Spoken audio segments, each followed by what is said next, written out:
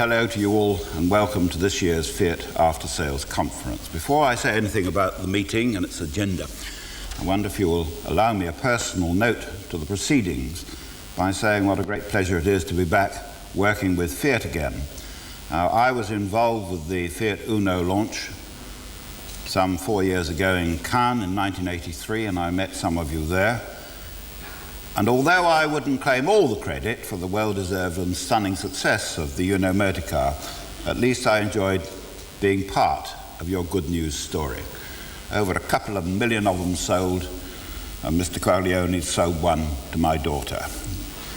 But a bright, lovely spring May day in downtown Englefield Green doesn't have all that much in common with the Promenade des Anglais in the south of France, but I hope that our show today will have something very much in common with that earlier event by leading to more and greater success for you all. Now, I hope that the meeting today will turn out to be memorable, certainly helpful, relevant, and profitable to everyone here today.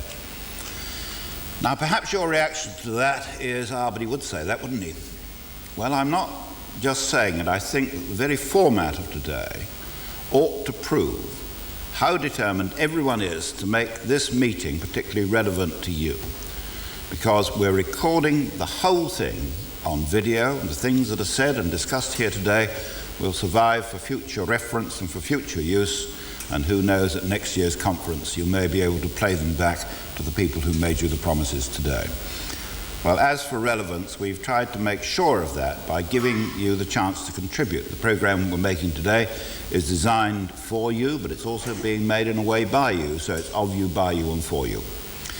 Now, your interests and your needs actually dictated what happens here today, and that alone should make sure that you're the very centre of attention all the way through.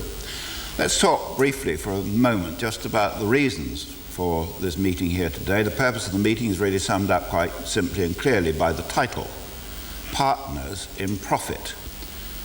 Now, in our time, I'm sure it's true to say that we've all been rather cynical about some conference titles. I know that I have.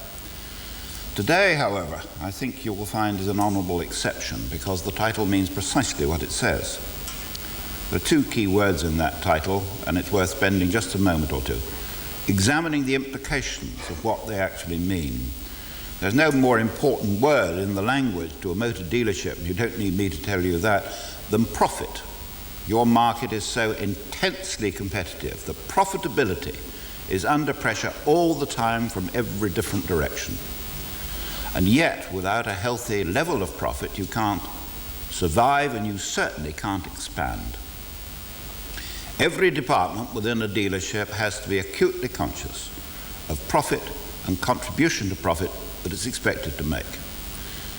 Now, the other key word, of course, is partners. Now, that's another word that people use rather glibly at times, but for you this has a very particular and a precise meaning. You can't just make profits without partnerships, partnerships between different people, partnerships between different departments, and partnerships between the dealerships and Fiat. Now, in today's climate, you have to work together as closely as possible if you're going to survive and if you're going to prosper. And that's why I said at the very beginning that our conference theme, Partners in Profit, is relevant to every single person here today.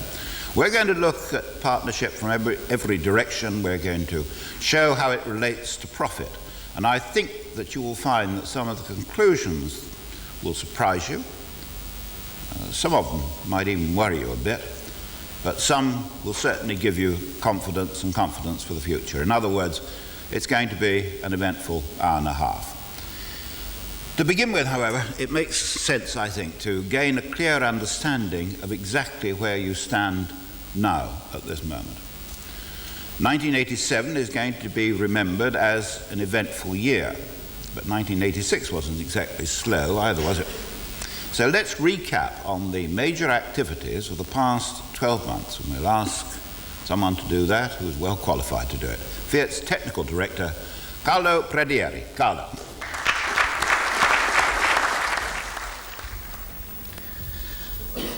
Partners in profit, without any question, two key words for success. As you probably remember, in 1985 was the year in which we laid sound foundations. We took a long, hard look at the direction in which the industry was moving and constructed a long-term plan of development. In 86, at our after-sale conference, we indulged in a little theater. We used judo as our vehicle to convey to you the need for training, both technical and managerial. We developed our field force to ensure that we are properly prepared for the task ahead. 1987 is the year of consolidation. Partners in profit. Profit, a subject that I know is extremely dear to your heart, and our too sometimes. But before Rex Wilson reveals our plan for service, let's briefly recap of how much we achieved in 1986. I stood before you 8 years ago and made commitments. We promised you a new service marketing manual. We launched the Service Marketing Toolkit. It addresses every aspect of our businesses: planning, budgeting, media advertising, direct mail, and so on. We promised you a new approach to service management training. We committed our field force to 3 weeks intensive residential training, following which we launched the College of Service Management and the Service Management System. We increased our field force by 50% and have recently increased still further. We promised you a new corporate image that would set new standards. This was unveiled at our national conference last November. We expanded our technical training program. We doubled the number of trainers, training over 1,600 technicians, commissioned a new mobile training unit, and the new video programs.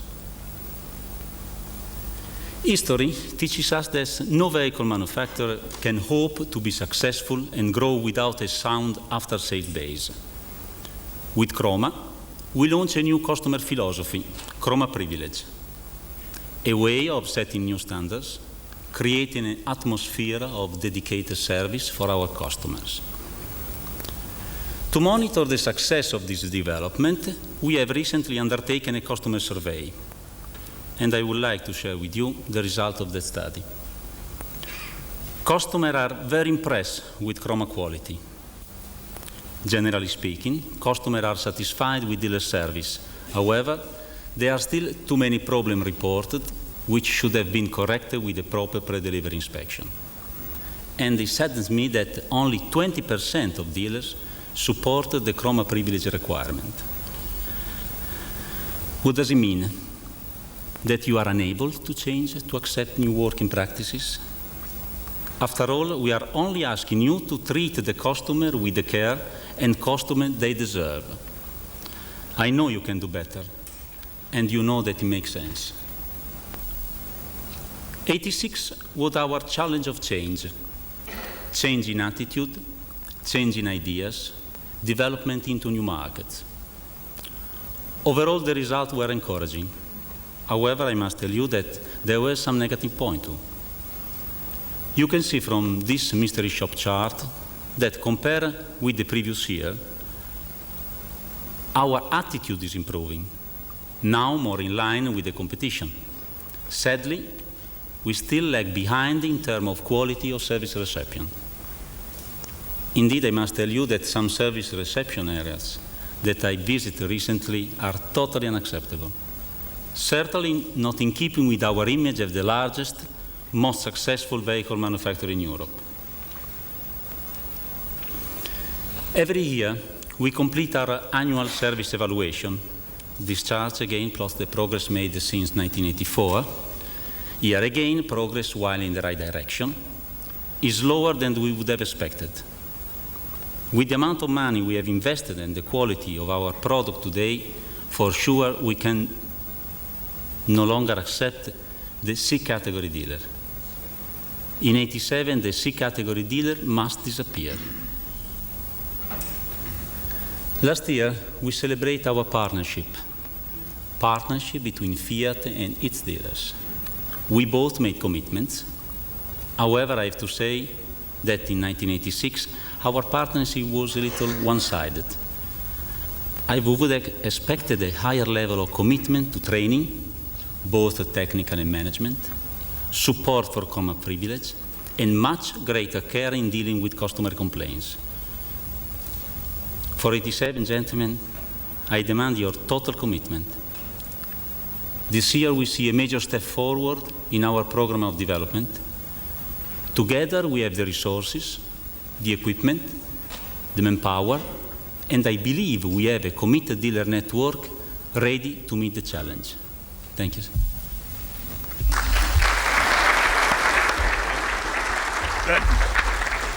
Thank you very much indeed, Carlo, for that rather concise resume of a crowded and what was clearly a very busy year.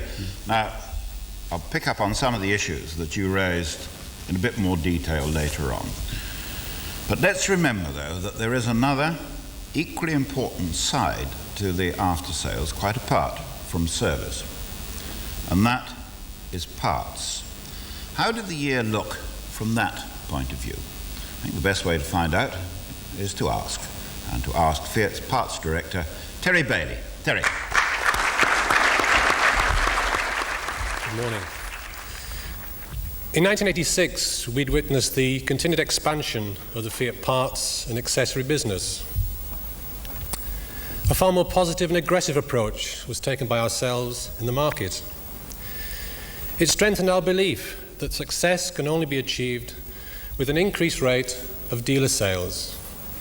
And that means all sales, trade, do-it-yourself, and workshop. Throughout this conference, you will hear constantly the need to sell. Selling is the key to profit and success. Selling with confidence in the product, selling with confidence in the company, and selling with confidence in the franchise. With the Fiat franchise, you can do all these things. In the parts and accessory area, we have developed programs and campaigns to attract more business from all sectors. Christina will outline these in more detail later. Our aim throughout has to have a constant presence in the market, reminding people every time they read a trade or motoring journal that Fiat are here, active and ready to provide the best possible level of parts service through their dealer network. We have the confidence to do this thanks to the excellent support we have received throughout 1986 from our central parts operations in Turin. They have provided us with every possible assistance in securing all the parts we required. In the future, we'll become even closer thanks to an improved computer link between Italy and the UK. But how does this affect availability? Or indeed, how important is availability? Well, in a recent survey, availability ranks as the highest requirement of all customers. Remember, parts are a distress purchase. If you're in distress, you need some action, not promises, evasion, or excuses. In parts, this means eliminating customer back orders. In 1986, we carried out considerable improvements to our warehouse and logistics systems. We've increased our stock levels by nearly £2 million since 1985. VOR service is a true 24-hour to all but the offshore islands. This despite an increase in daily line levels from 1,200 to 2,000. But the real benefit has been our first pick level. Today we are achieving over 96% on stock order and 91% on VOR. Now this is not just a flash in the pan, but a real and sustained performance. Our warehouse efficiency is the highest in Europe. Even the mighty German market can't match our figures. But how does all this affect you, or perhaps more importantly, your customer? Are they feeling the benefit of this unequal service? It's up to you to make sure that they are. Because on availability, remember, if you have it, When the customer wants it, you'll sell it. And, most importantly, he'll come back again. Now, to do this needs skill. To acquire skill needs training. And obviously, to train, you need trainers. We in the parts operation have found the best possible parts training company. Again, more about this from Christina later. Finally, when looking back at 1986, I find a network that is slowly beginning to change. In my view, the change is not quick enough. We and you can't afford to hasten slowly. Whilst we are deciding, the competition have already decided. With parts, we're no different from Marks and Spencer's, Sainsbury's, Tesco and the like. We have a range of goods to sell, but then again, so do other suppliers. If we gear ourselves to meet the demands of the consumer, then they'll buy from us. If not, then for sure they'll go elsewhere. The traditional way of selling parts, gentlemen, no longer works. We can't wait for the business to come to us. We must go out there and get it. If we cling on to the past, there'll be no future. If you don't change, you'll go out of the parts business. Later, you'll hear from Rex Wilson and Chris Senior how you can change for the better and how with just a little bit extra effort, considerable rewards are there. We in the parts operations are already changing and are geared to support your actions. You must also change. Now, it may be painful during the transition period, but like all good medicine, the end result well justifies the discomfort. The strength of Fiat will support and guide your efforts, because Fiat means success. Fiat will get success. Thank you.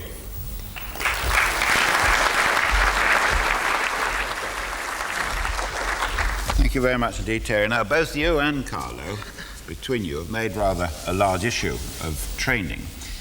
Now, why do you find it necessary? Can you explain to me why you devote so much time and effort to training both the dealers and your own personnel? But again, as you know, proper training is one of the key of success. Our cars are becoming more complex, and technicians might therefore learn new skills. Remember also that the environment in which we operate is becoming more competitive. Dealers must learn how to handle customers to ensure retention. And by retention, I mean a satisfied customer who will buy their next car from the same dealer again. Finally, everything we do must have a return. Not only great customer loyalty, but better profitability for the dealer. So training in product, attitude, and business manager are the areas that we have developed, and we will continue to develop for a stronger after-sale dealer network. Is that also true for parts, Terry? Well, it's very much true. We are most concerned in training on attitude. It's attitude to the customer, to his problems and his requirements, because the competition out there is very keen, they're very active, and they're looking for our business. So for us, training in customer service, customer satisfaction really is the key, and it also leads to profitability. Now, I appreciate that profit is all important, but to the public, I think quality of service is as important, if not paramount. Now, Carlo, you said you had 3 categories of dealers. Why have you got 3? Yes, a good question. Why we got 3? To be honest, I would like to see just one category. The only category that we should accept is the A category dealer. And remember, when we say A category, it doesn't mean perfection, but means that our minimum standard has been reached. In a certain way, B category should be a transient stage to the development of A category status. C is the category that really should not exist.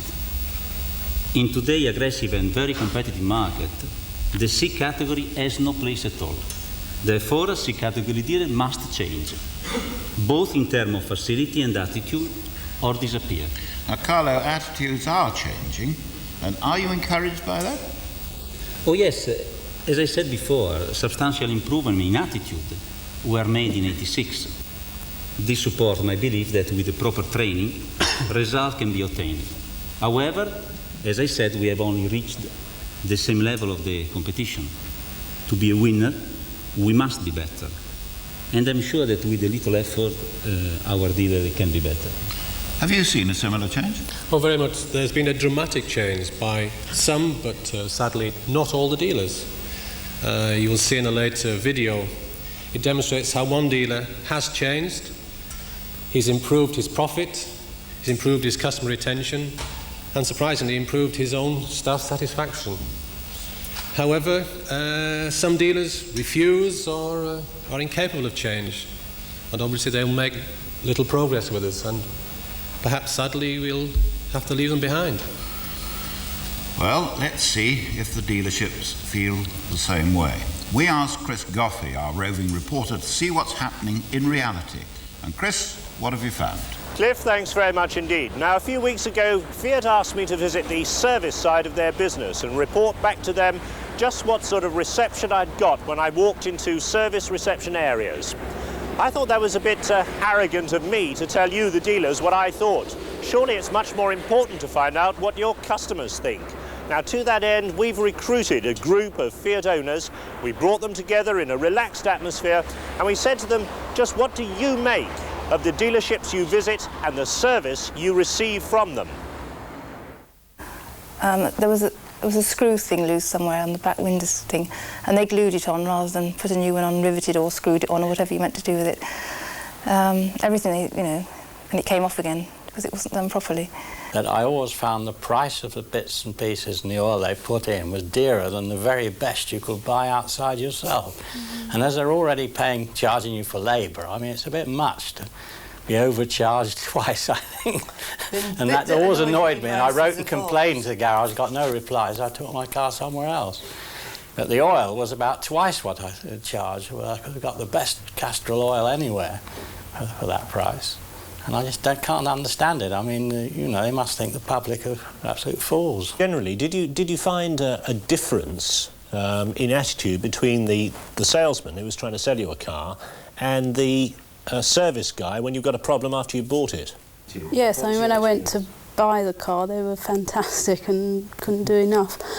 And then after 9 months, it broke down. I can't remember exactly what the problem was.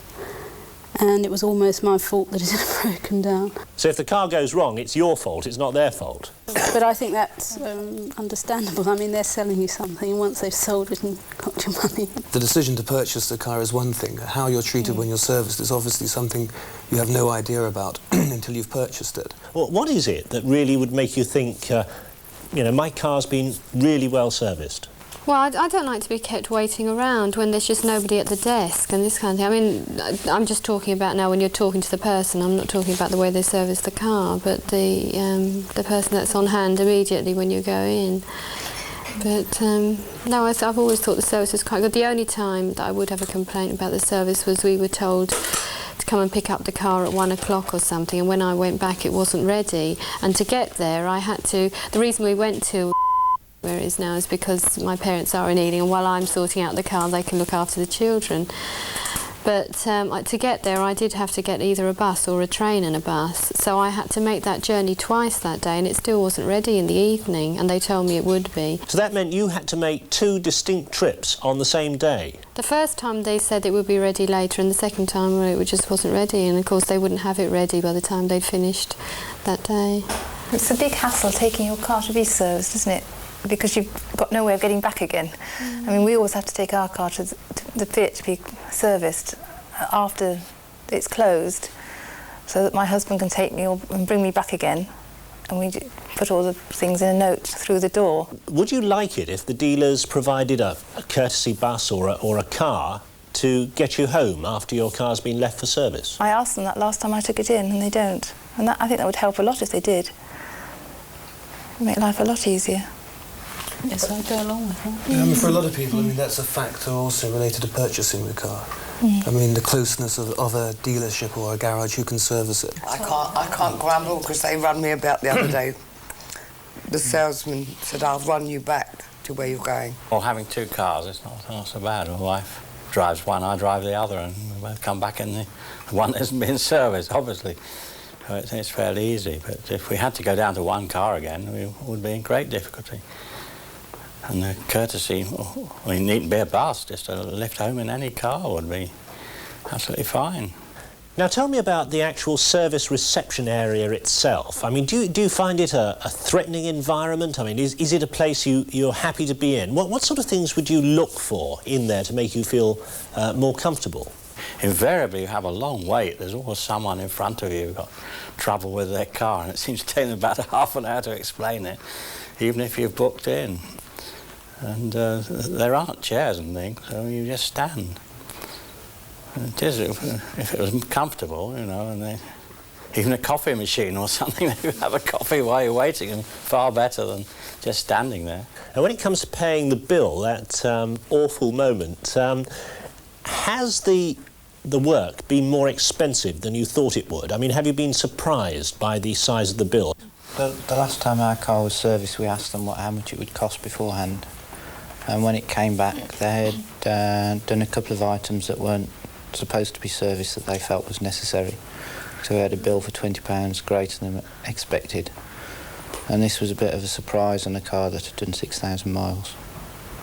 You don't expect to have to pay extras on a car that's 3 or 4 months old. On an older car, yeah, you know, they find things that have gone wrong.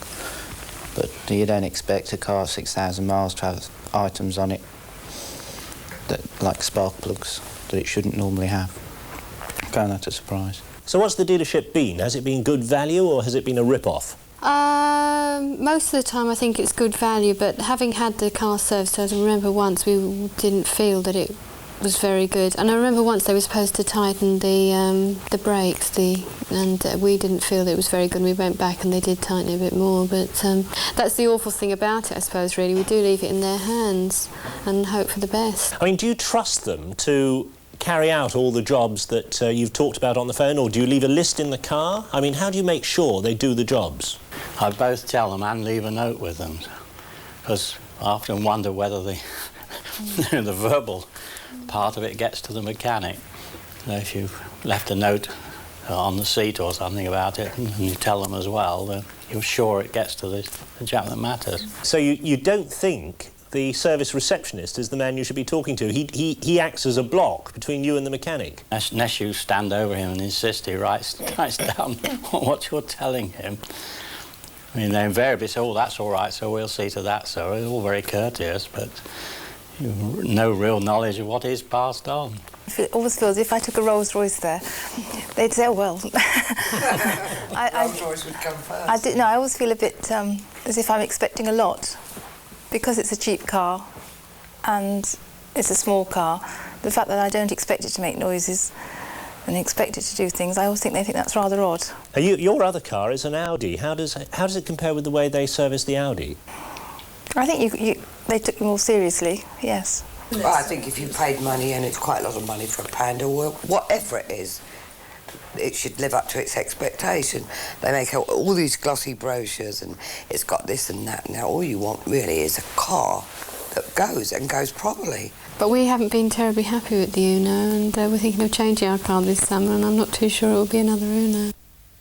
Same sort of experience? Some Fiat owners there who really do have something to say. Back to you, Cliff. Well, there were the views and the voices of your very own customers. And Carlo, there were some pretty damning comments in that report. How do you react to them?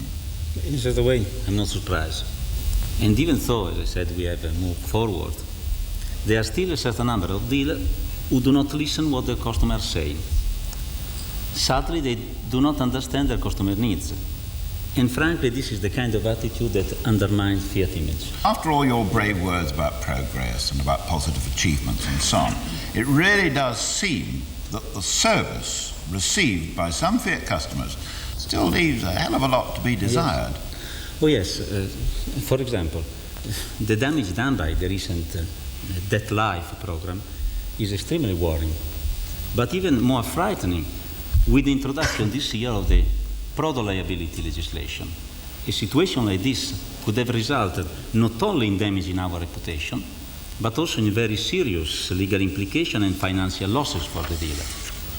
In future, really, dealers must rethink the way in which they treat their customers. For our part, we will develop a training program on the subject of product liability, and we will always support those dealers who have done their utmost to satisfy their customers. But we will not allow the image of Fiat after sale to be tarnished by a minority of dealers who fail to look after their customers. And we will take whatever action is necessary. Let's turn to some of the particular points and issues that were raised during that discussion, Terry. What about, for example, prices? Well, I can't agree with the guy about parts prices in general. We have, over the last couple of years, done a lot of research. We've realigned prices, and we're now very competitive. And you'll see later how competitive we actually are. We're also very aware of the market and the needs of the market. On the subject of oil, well, that's perhaps a little more difficult to talk about.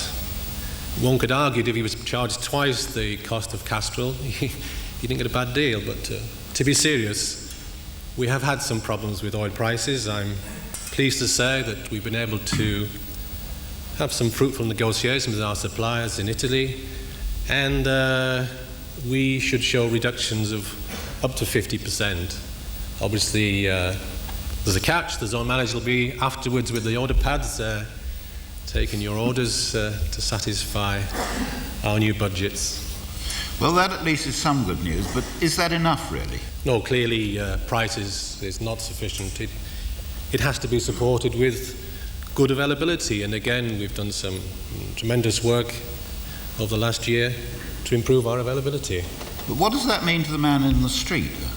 Well, frankly, very little, unless our dealers actually stock the range of parts, because, as I said earlier, usually the customer's in distress when he wants a part, his car's broken down, and he needs help, he needs some guidance and also reassurance. Actually, at that point, pricing is secondary. Having the bit is far more important. Getting the car back on the road. Exactly. All right, well, on that note, we'll leave it for a while, at any rate. And thanks very much indeed to both of you for very highly illuminating contributions, both Carlo and Terry. Now, as I said right at the beginning, in fact, I almost warned you at the start that our meeting would turn out to be highly relevant. I suspect that it could be more relevant than some people will find to be comfortable, but then days such as this ought not to be sort of comfort stops along the way. But I'm very impressed, and I hope that you are too, by the rather plain speaking we've already heard, and I think that shows a great mutual respect that you can come together and be so honest each with the other. But now we're going to move forward and investigate the whole area of customer service in much more detail. And we'll do that by hearing from the man to whom the customer comments we've just heard will have come as absolutely no surprise, since he was directly responsible for commissioning a number of investigations into the current levels of service. And here's Fiat's Service Marketing Manager, Rex Wilson. Rex. Typical customer response, always wanting more and more, free this, free that, never satisfied with what we do for them. True or false? What is the public's perception of the franchise motor trade? In a Mori opinion poll carried out last month for the Motor Agents Association of 7 different types of retailing and service businesses, the motor trade came bottom, with the poorest image behind travel agents and electrical appliance retailers. Even worse, of those questioned, 63% felt dealers were totally incompetent. 61% felt dealers were too expensive and overcharged. 22% cannot be trusted. And perhaps worst of all, 21% profited by deception. Gentlemen, whatever you may feel about opinion polls, the evidence is indisputable. The retail motor industry is suffering from a lack of confidence, trust, and even pride in itself. Now imagine, if you will, that you had the opportunity to wipe the slate clean, to design your ideal dealership. What would you do differently? Where would you start? Perhaps by asking those same customers what they would like. Well, that's exactly what we did. The brief I gave to our ad agency was to find out why customers defect from the Fiat franchise and produce a campaign that halts defection and wins back those lost customers. A campaign that will satisfy both male and female owners, that will address the needs of the company executive and the busy housewife, that are not seasonal, that link together, and that can be implemented by any dealer in the United Kingdom. The solution? Service Plus. It enables our network to offer a service package that is so desirable that it makes no sense to go elsewhere. But more importantly, it puts us ahead of the competition. Put yourself in your customer's shoes. Let's take that company executive. If we picked up your car from the office at 9:30 in the morning and delivered it back to you at 4:30 in the afternoon, would you go elsewhere? And what about their wives with the 2 children at school? If they left their car at 10 o'clock in the morning and we loaned them another car to do the shopping and promised to have theirs repaired by 2:30 in the afternoon, would they go elsewhere? Lastly, those first-time car buyers struggling to repay that mortgage, if we guarantee to do a high-quality repair for £40, not a penny more, and wash the car into the bargain, would they go elsewhere? Gentlemen, would you go elsewhere? Service Plus gives you the flexibility of choosing the promotion most suitable for your customers' needs. But before you arbitrarily reject any of these promotions as unsuitable, make sure with some simple market research, what are your customers' needs and are you satisfying them before they decide to try the local FastFit specialist? And talking of FastFit, last year we announced at our national conference our plans to develop our own FastFit program. Our development is well advanced, and by the end of the year we will have the first 10 sites up and running. These sites will be fully supported by a program of FastFit ads, including oil and filter change, engine tune, pre-holiday check, pre-winter check, and full safety check, and all done while you wait. To those of you interested in developing these programs, talk to your zone service manager. He is ready and willing to help. Another area of enormous profit, largely untapped by the Fiat dealer network, is paint and body. Figures released recently by the VBRA suggest that 1 in 5 cars will require paint and body repairs this year. Moreover, the British Insurance Association have calculated that the average repair cost has now reached a staggering £500 per car. On that basis, a dealer with a park of 2,000 Fiats has the potential to turn over £200,000 in paint and body each year. Given these profit opportunities, we have decided to accelerate Fiat's presence in the paint and body market.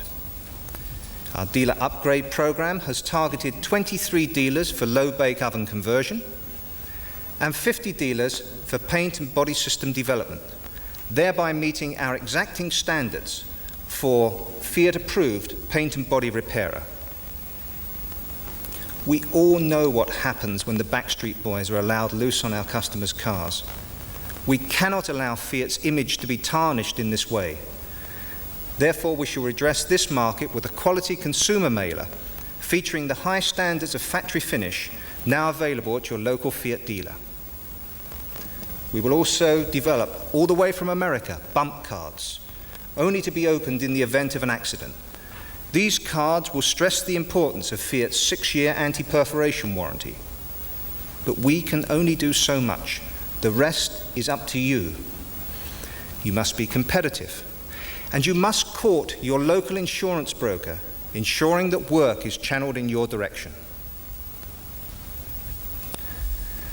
We have decided to bring back for the third year the very successful Fiat Fitness Fortnight. If this is targeted correctly and executed professionally, it brings enormous rewards. Last year, one dealer achieved over £15,000 in parts and labour sales and sold 10 new and used vehicles. As you know, this year's programme is linked to a physical fitness competition, giving you a unique opportunity on which you must all capitalise. While briefing our advertising agency, they asked me to define the strengths of the Fiat dealer network. To answer that question, we must turn our attention to Fiat's Service Excellence Programme. For the purpose of today's presentation, we will focus on one section only, budgeting. With 71 points to be earned, disappointingly, 45% of dealers scored 10 points or less. However, over 32% of dealers scored in excess of 50 points, which is more like it. Yes, I accept the questions were tough and probing, but this is what is expected of a professional service manager. Many of you here today attained excellence and will be rewarded as such by joining us on the 17th of May to receive their award in Rome.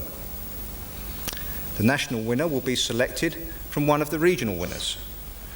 And as well as the prestige of winning Fiat's Premier Service Award, the service manager will receive an all-expenses-paid holiday for 2 to Asia's most exotic location, Thailand. And the name of that winner is?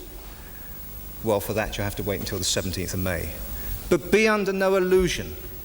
Winners in excellence got there because of hard work and dedication. It came as no surprise, therefore, that many of the top places in service excellence were held by 4 members of the College of Service Management.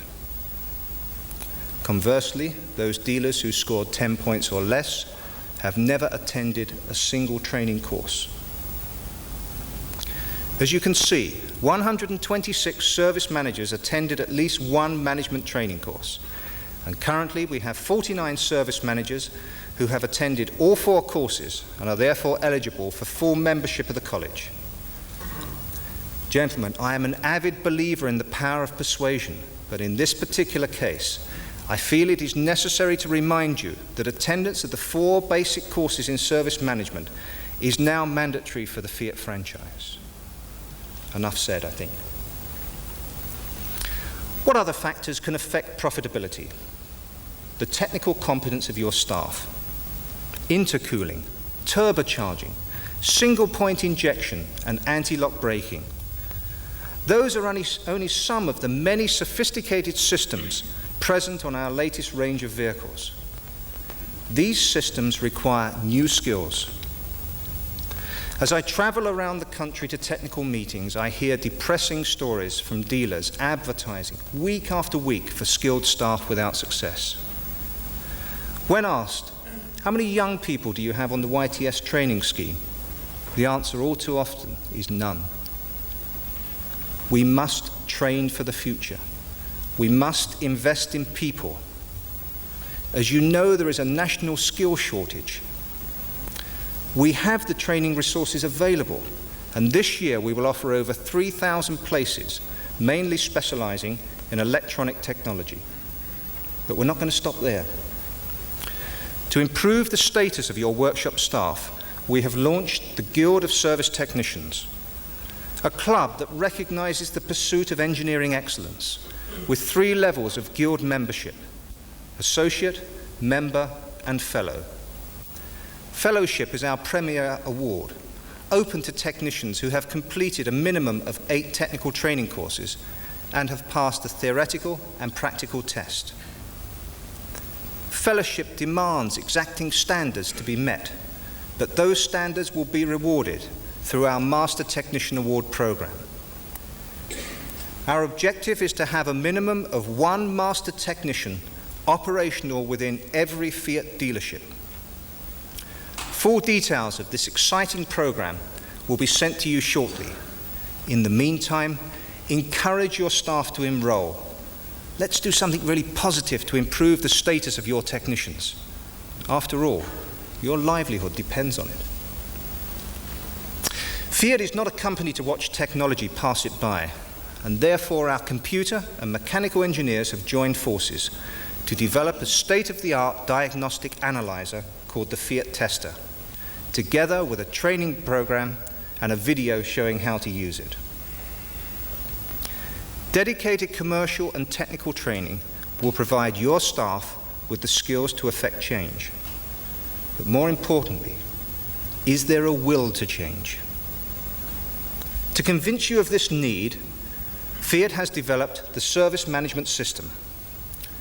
Last year, our zone service managers undertook some 20 pilot studies. And for the purpose of today's presentation, we have selected a representative example from one of those studies. And without naming names, I would like to share the results of that study with you. This demand loading chart is typical of what we found. Most workshops are underloaded. Plenty of work in on Monday, but let's build in a cushion on Friday just in case any work is held over.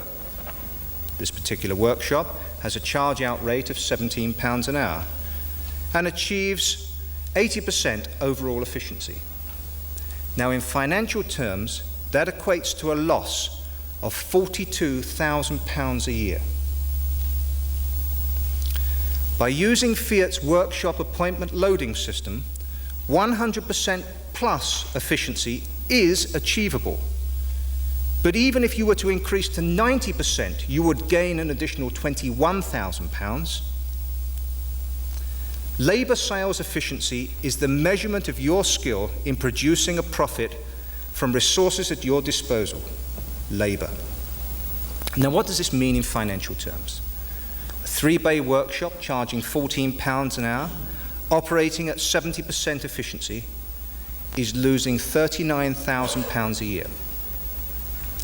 The picture becomes more dramatic with a 6-bay shop at £17 an hour at £92,000 a year. And for those dealers with that large 9-bay shop located close to city centres, charging £20 an hour, 70% efficiency equates to a staggering loss of £157,000 a year. Gentlemen, just think how many cars your sales department would have to sell to recover those sums. There can surely be no doubt from these results that Fiat's service management system is positive proof of a strong need for a partnership in profit. Fiat has 22 zone service managers seeking partnerships, ready, willing and trained to assist in the development of your dealerships. We have produced 10 service management manuals that are fully integrated with our management training program. We have thought long and hard about where we are going. This is not a short-term program. We are looking at development for the future. If proof were warranted of Fiat's commitment to after-sales, think for one moment how much money we will be investing this year in your after-sales business. Gentlemen, to prosper, you must not only embrace change, but parts and service must work more closely together. My partner, Chris Senior, with whom I work very closely, will explore with you some more ways of making profit. After all, we're all partners in profit. Thank you.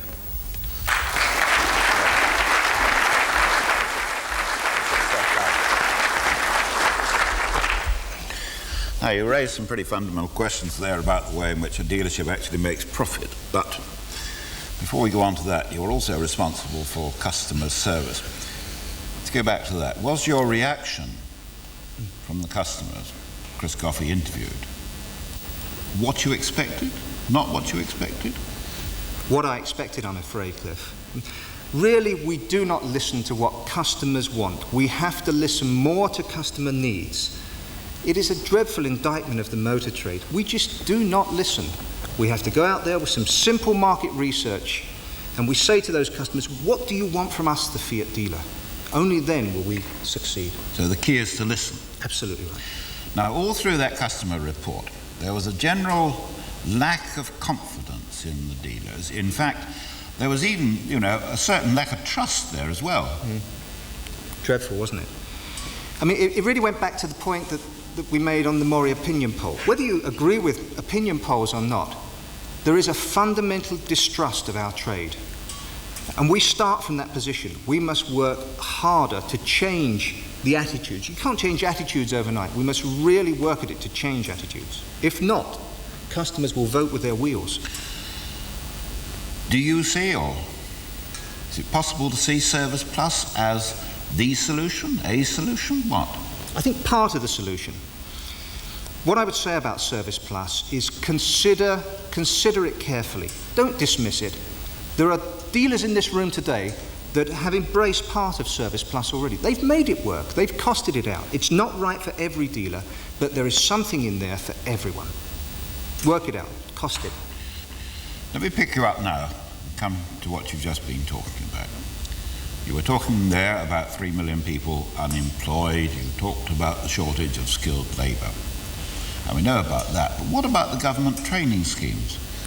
Yes, the tremendous government training schemes. I mean, we can all look back and remember the late 70s and early 80s. The first thing which happened when the recession hit was we got rid of the apprentices, and we are now reaping the rewards of that. You go out there and try and find skilled staff. You all know what it's like. It's enormously difficult. The new YTS schemes are good. Let's invest in young people. Really. Can I pick you up on one other point you made? You said over 100%. I always thought that 100% was as far as you can go. I thought that was the ultimate. Now, how can you go over the top? Is it sort of over the top not feasible at all? Not for Fiat, Cliff. 115% is more realistic. Those people who've loaded workshops will know that 115% is an achievable figure. But even if we achieved 100%, it would be amazing, a tremendous step forward. All right. Thank you very much indeed, Rex. I don't think we've heard the last of the subject. It won't go away. I suspect that it will run, and so do you. Well, now I want to take you up on one of our other main points, which was the issue of partnership. Now, we've already heard about the partnership between the dealers and Fiat. And Rex, you mentioned the importance of partnership between, on the one hand, service and on the other hand, sales. But there is one more factor in this far from simple equation, however, and that is parts. How should the partnership between service and parts be made to work? The man best qualified to tell us that is our next speaker, Fiat's Parts Marketing Manager, Chris Senior.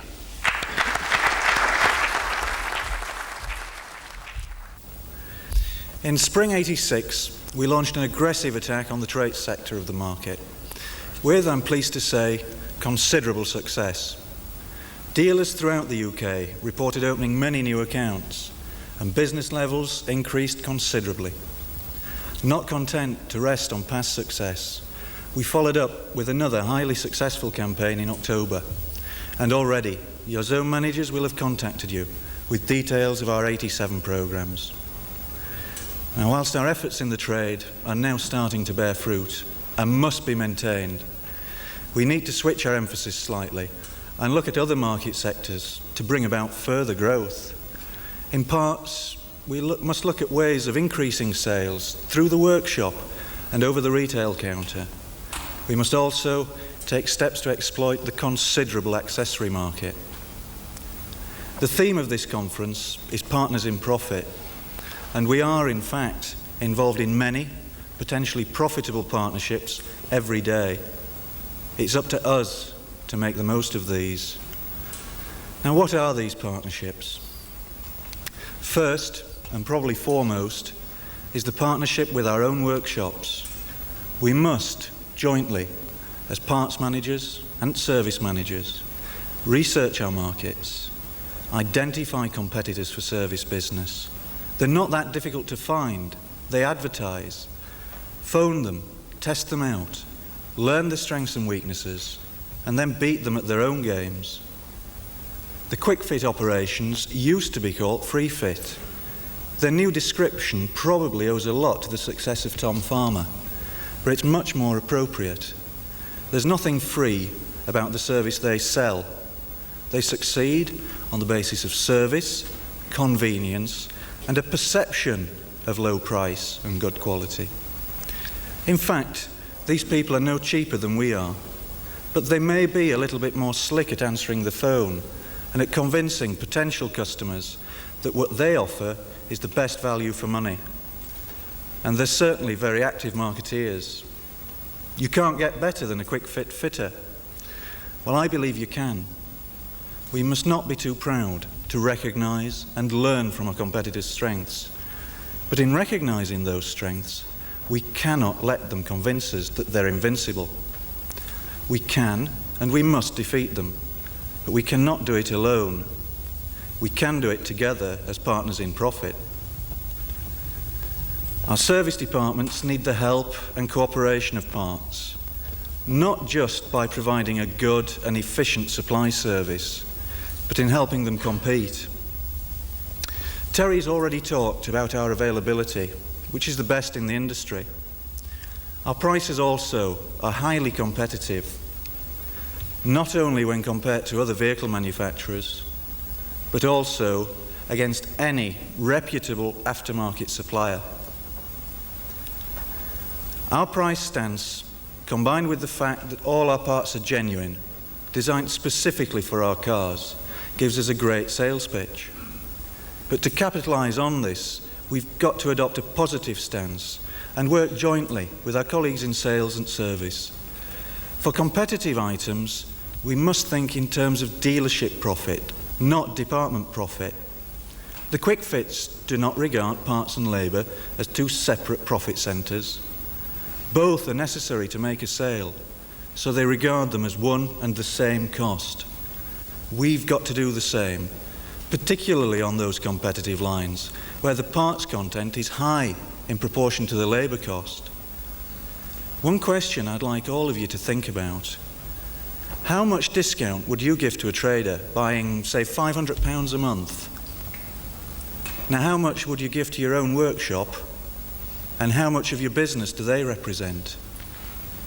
It's still common practice to charge full retail price for these competitive parts to the service department. The only factor the service manager can then change is his labour rate. It's small wonder he often thinks he can't compete. You must help him somehow. To help you, we will be continuing and expanding our commercial training programme. We intend this year to run joint parts manager and service manager courses. Now, our training specialists are the best in the business. Take advantage of what they can teach you. Rex spoke earlier about a new service management system. This gives you the ability to monitor and improve your performance. It also gives us a tool by which we can measure your sales of labour. And this is a very important fact, because we intend to launch an incentive programme for all service personnel to reward you for selling more labour. Now, there's also a good chance that as you sell more labour, you'll sell more parts. And I'm never going to object to that. Our second partnership, it's slightly more complex, but it's no less rewarding because of that. The majority of accessories are sold at the point of sale of the new car. Therefore, to our parts and service partnership, we must add a new member, the sales department. If the car salesmen are to sell our accessories for us, then we need to help them by making their job as simple as possible. Sit down with your service partner and work out fully fit at cost prices for the popular lines. We have plans in the pipeline that will make this job easier. But don't stop here.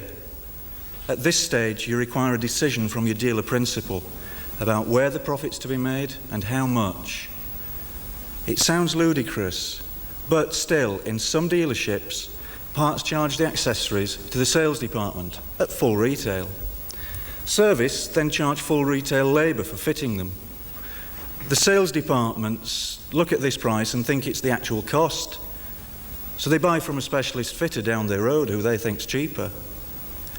If we follow this route, then our partnership is short, unprofitable, and usually acrimonious. But this is not the only way. Because if we look at the dealership's costs, it becomes clear that the true cost to the dealership is much lower. In this example, an extra £20 of profit can be made on every single radio by in-house fitting. Now, it's the responsibility of all dealer principals to ensure that they give a clear directive to the departmental heads on the procedures and policies to be adopted. You may decide that the sales department works on a small commission from parts and service, or that all the profits will be made in the sales department. It doesn't really matter where the money's made, just as long as the dealership makes that money. When you think of the advantages of in-house fitting, we know you'll agree it makes more sense. You keep control of quality. You improve workshop loading by pre-booking your sales work. You make more money, and most important, you don't start off by educating your customer to go elsewhere for repairs. Radio won't work, go to the specialist. Sunroof fault, go to the specialist. Exhaust blows, bodywork damage, go to the specialist again. Now, our third and most general partnership is the one with all our customers. I've already mentioned the trade customer, and we've got to continue to give him the service he wants. Availability, quality, discount, delivery, price, last but not least, our expert advice. He's mainly a parts-only customer, but there are other potentials. He may refer more complex work back to your own workshop. He may operate a few vehicles, vans, cars, etc., and he'll almost certainly have a car of his own. Where's he going to buy them? The retail customer, he, on the other hand, has a different perception.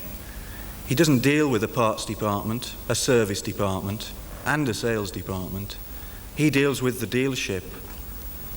And in the 3 or 4 years he keeps his car, is likely to visit the after-sales area at least 7 or 8 times. Every visit will colour his perception of that dealership. When he buys a new car, is he ever introduced to the after-sales people? Perhaps they should even assist in the handover. If they look after him well, he'll buy another, not because of discount, because of service. Now, a separate, unique branch of the retail market is the DIY customer. He is currently very badly catered for by the franchise trade in general. Research shows that our parts departments are seen as grubby, unfriendly, uncomfortable places where you have to wait in line until someone condescends to serve you. A far cry from the high street stores and supermarkets where most people nowadays shop. Customers expect a pleasant, non-threatening environment where they can browse at leisure and choose the product they want. When given this atmosphere, they invariably buy more than they actually came in for. Small wonder this is just the environment copied by competitors such as Halfords and B&Q.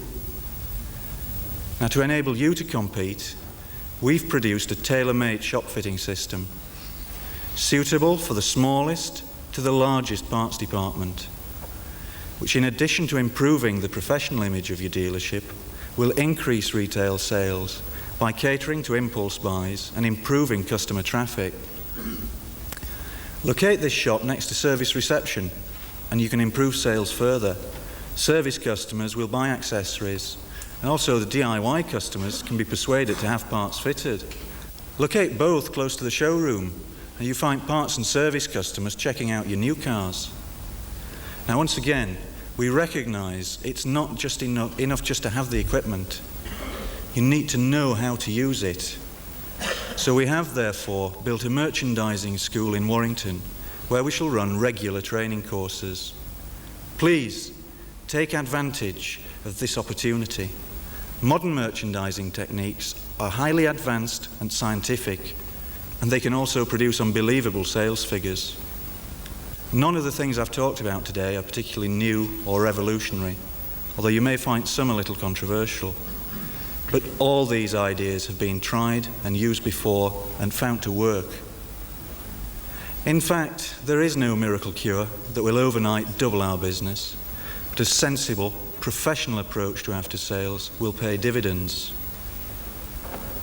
We must not be afraid to go back to basics, take a fresh look at our operations, retain and develop what's good, change or discard outdated practices which no longer meet with the needs of the 80s and 90s. Now, only when we've done this will we truly be partners in profit.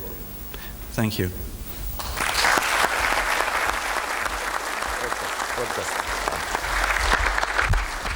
I started off there by referring to your aggressive attack on the trade sector. Let me put this to you. Do you really believe that running things like free draws and so on actually help to sell more parts? No, not in themselves. They don't really sell any parts. People don't buy just because they expect to win a prize. But what it does, it means that it creates an awareness in the customers' minds because they look then at the ad or the mailer. Also, if we make the prize something substantial, we can often get some useful publicity out of awarding the prize. You don't always get good publicity, though, do you? Well, sometimes it backfires a little bit on us. The winner of the Uno Turbo draw actually turned out to be a Ford dealer on the Isle of Wight, so I don't know who was more embarrassed, ourselves or Ford. Now, so what you're really trying to do is to change the direction and the penetration of parts sales. Yes, very much so. We've got at the moment about 40% of the parts market, and we've done quite well so far in increasing the trade business, but we've got to look at the other areas, and obviously the biggest chunk of our business, 55%, is the workshop, and we must boost the sales through there if we're going to see substantial growth. But what's been your main problem so far, then?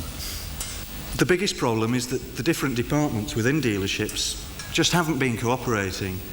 It's still not uncommon to find parts and service managers who, at best, will refuse to talk to one another. But even more significant than that, we've all been guilty of ignoring what the customer's been telling us and giving the customer what suits us to give him rather than what he actually wants. Rex, does that fit in with the point that you were making earlier? Because I assume here that Chris means that one department charges full retail price to another internal department. Absolutely, and I agree with Chris wholeheartedly. Parts and service managers have got to plan their campaigns for the future. You've got to look at your market, you've got to find out what the market will accept and plan your strategy around it. But it means parts and service managers sitting down and working out a campaign jointly. We've got a lot of people which are entering our traditional markets, and if we want to hang on to the business that we've got, we really have got to go out there and market aggressively. Now, I thought you'd be concerned about that traditional market, so we asked Chris Goffey to find out what the competition is up to. And Chris has got his report ready, so let's go and join him now. Cliff, thanks very much indeed. Now, Tom Farmer, you're one of the best-known names in exhaust fitting. How did it all start? Well, we started in 1971 in Edinburgh, and it really came about after a trip I'd made to America when I'd seen the growth of what they called there the muffler shops. And I came back to the UK and I saw the opportunity to specialise just in exhaust fitting. Why did that opportunity exist? Oh, quite simple, that the private motorist was being, how would we put it, messed about a bit with the average garage. Exhaust fitting at that time was a case of book your car in a week ahead, leave it for a day, and hopefully you'll get it back on the time schedule they said. And we just saw this opportunity. Exhaust fitting, the average job was about an hour, so we didn't see any reason why people should have to wait all day to get it done. We didn't see any reason why they couldn't drive in, have a cup of coffee, have the exhaust fitted and drive out again. So from that point, how did the business progress? Well, today we've got 360 outlets in the UK and also in Holland. And we, as far as exhaust systems concerned, we fit just now 25% of all the exhaust systems in the UK. We have just in excess of 2.5 million cars went through our premises last year. Now, you're not just looking for exhaust now, you're expanding. We're expanding into all areas of servicing. We see tremendous opportunities, and with the power of the QuickFit name, which has come about because we spend £10 million a year in advertising, and the confidence that our customers have got in QuickFit, we see the opportunity now to expand into such things as car servicing, clutches, brakes. We have tested 30 of our centres in Scotland on clutch replacement, and that's going very well. We will, by the end of April, have in excess of 100 places specialising in brakes, and we're looking at all areas of car repairs.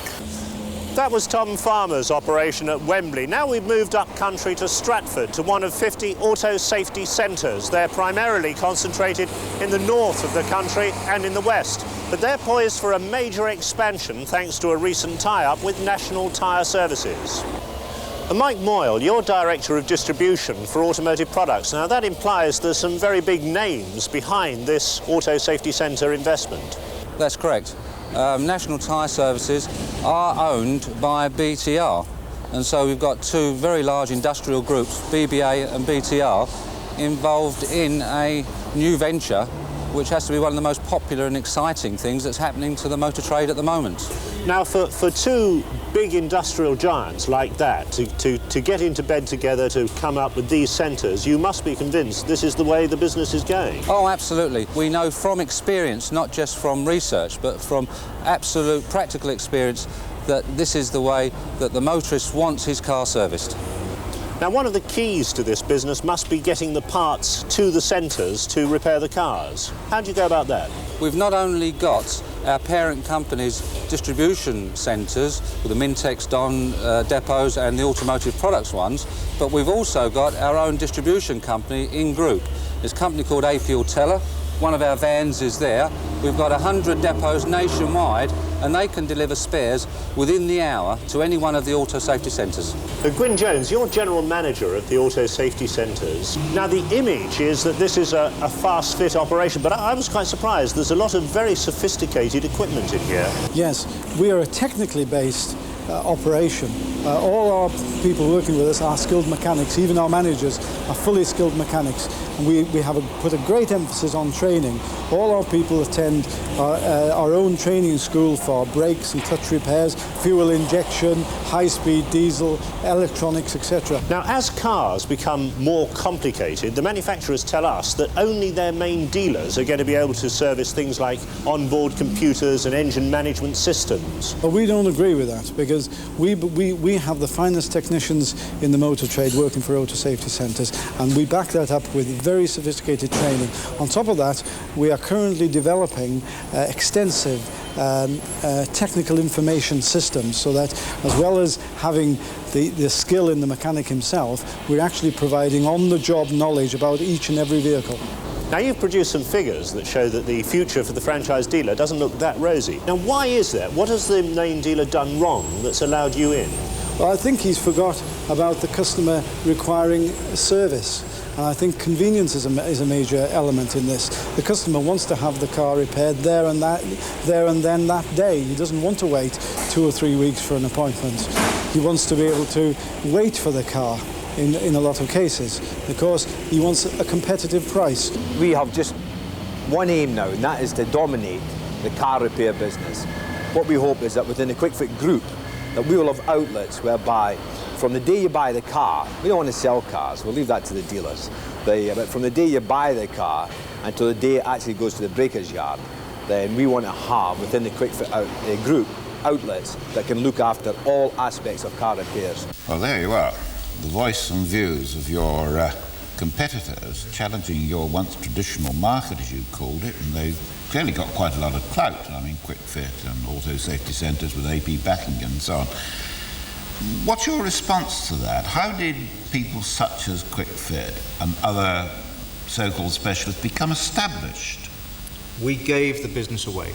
Let's be honest. We were subcontracting tyres a few years ago, and then exhausts. We actually really helped people like Tom Farmer and QuickFit to become established.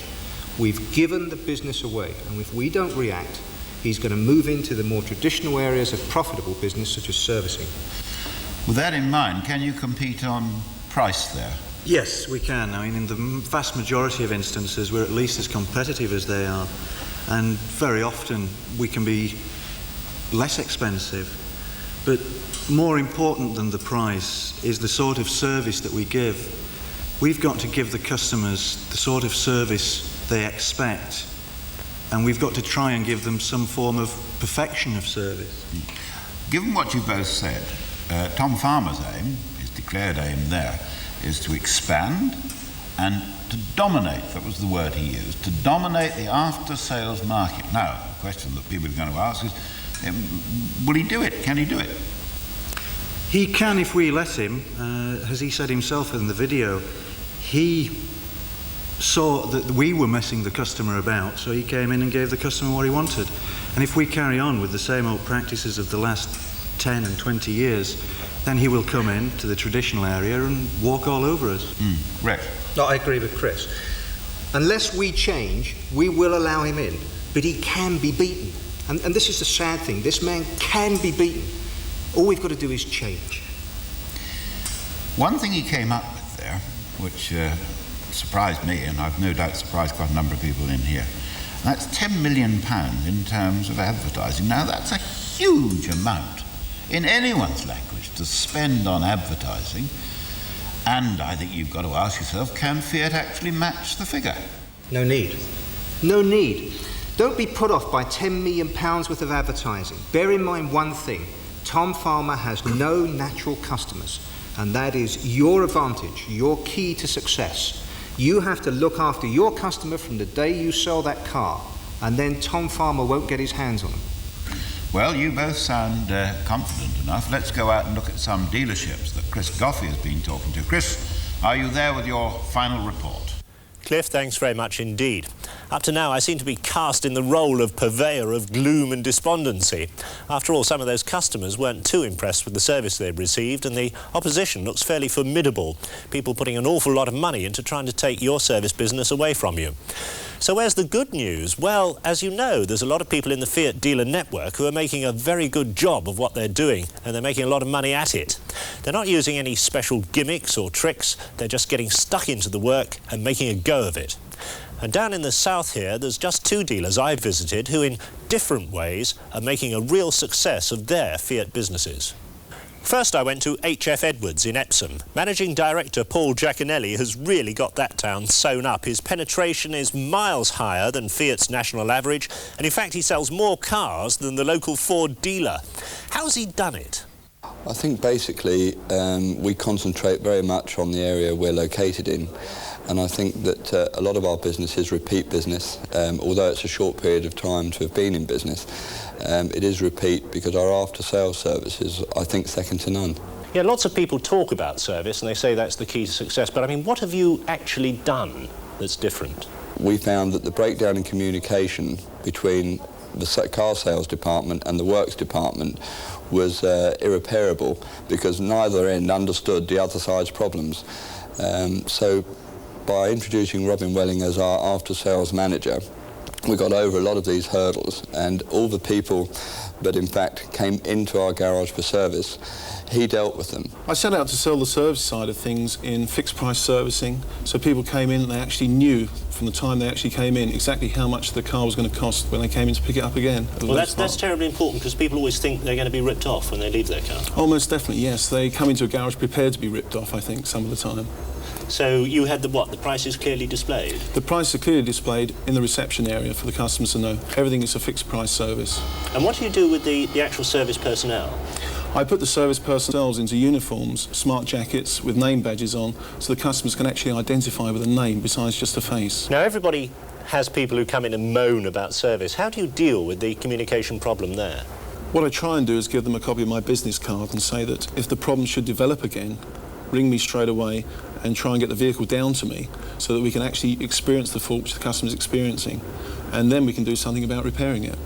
I think the customer's just looking for somebody to take an interest in them and not just regard them as a waste of time. Service really is the key to H.F. Edwards' success in Epsom. They've accepted that the customer just has to come first. Another dealership putting customers first is Tilley's of Burgess Hill. I asked Director Mike Reed how long they'd been with Fiat. Or since the early 60s, Chris. So we're, fairly old hands at it now. One of the originals. That's right, yes. And you've been with Fiat through the bad times? We have, yes. We've battled our way through the 70s. Now, you've specialised in one aspect of the Fiat business, the parts side. Why did you decide to look at that? Well, because the car side was becoming that much more competitive by then, Chris. And we thought if we specialised in parts, we might actually take a lead on something in the area, and that's what we set out to do. So how did you go about it? What did you do? Well, the first thing we had to do was build a team of people that could deal with that. We had to sort the premises out to cater for the projected volumes, and a desperate requirement was to go onto computer, which we were, at that time we were on a manual system. And why was a computer such a key to it? Because of the volumes that were becoming involved then. The manual system was grinding to a halt, really. The manual stock control system just couldn't cater for the volumes. And so we opted to, introduce a computer system. And what's the basis of the operation? You've got a warehouse, have you? Yes, we have a parts store here on this site, and we have a warehouse on the industrial estate. And a van distribution centre as well, which operates out of this branch. Why should people come to you for parts from all over the country instead of going, for instance, direct to Fiat? I think really, at the end of the day, it comes down to availability, but we've also tried to make it easy for the customer. We made it easy for him to get here on site, to park. We can deliver for any part that we've got in stock, and you can have an answer on a part literally within a phone call. So now, from what you've been telling me, you haven't done anything terribly special. I mean, what you've done could have been done by any Fiat dealer. No, we've taken the plunge, really. That's really what it boils down to. We've made the commitment, and we've gone out and got the business to match that commitment. Mike, thanks very much indeed. OK, Chris. When Fiat asked me to look at the service side of their business, I went straight to the customers. Now, I must emphasise, those people weren't hand-picked. They were recruited by a market research agency from a wide cross-section of Fiat owners. The things they said were very critical, but I also think extremely constructive for the service side of your business. I've also looked at the opposition. That's starting to look pretty formidable. In particular, the thing Tom Farmer said about wanting to look after the car from cradle to the grave gave an awful lot of food for thought. You can't ignore those comments by Tom. There's no room for complacency at all, but you're going to have to match him on service. Finally, I went to two Fiat dealers who in different ways are achieving great successes with their dealerships. The first had identified and then tackled the problem of communication between service and sales. Now, he'd done it by recruiting a sales manager and putting him in charge to organise and sell the service side of the business. The dramatic results from those actions were easy to see in terms of increased penetration, great customer loyalty in the area and lots of repeat sales. The second dealer had identified a particular aspect of his business that he knew he could dramatically expand and improve on. He'd identified what it was his customers wanted, and he set out to fully satisfy all their demands. Now, both dealers had done something that any dealer in the Fiat network could do, but they'd made a commitment, and then they'd had the determination to carry that commitment through. Now, I hope in these three videos I've been able to identify some of the problems facing the service business, and I've pointed a way towards their solution. That's all I can do. The rest is up to you. You've got to progress towards that partnership in profit. Back to you, Cliff. Well, thank you, Chris. I'm sure you find that some very encouraging and good news. It is good to hear very strong, positive comments such as those, and judging by what they have to say, the really successful dealers are the ones who have made that commitment and they're determined to make it work. What this proves, I think, is that it's possible to compete and to win, to set the highest standards and to be the best. It really comes down to a question of attitude, and that really is what our meeting today has been all about. That's what we've been most concerned with. We've talked about the positive actions of Fiat and some dealers, what action some dealers are taking. We've talked about the future, we've talked about the possibilities that are open to you all. But what thoughts should you be taking away with you from here today? Well, let's ask both Terry and Carlo. Terry. Well, for me, Mike Reed summed up the message of this meeting. He clearly identified a customer need. He changed completely his whole approach to the job. And yes, he invested money, which, as he said, he had to take the plunge. He improved the facilities, and he actually gave the customer what the customer wanted. And in doing so, obviously made a lot more profit. We've really all got to change to meet the demands of the customer, because without change, we can't really make any progress. And you really have to make the customer the most important person, because after all, he pays our salaries and Frankie gives us everything that we have. We've really got to make sure that he continues to buy from us, and we can do that best by really giving him the best possible service. And Carlo, your final thoughts here? Yes, I agree 100% with what Terry said. I think that I said enough today. And, just one additional thing to conclude, that in 87 we are investing £1.7 million in after sales. £1.7 million devoted to our dealer network. And that, I think, is our commitment. Gentlemen, again, we are committing these resources for one reason only, because we believe we now have a dedicated dealer network ready and willing to embrace change. And change must come. So again, I call upon your full support for your total commitment for a constructive partnership in profit. Thank you.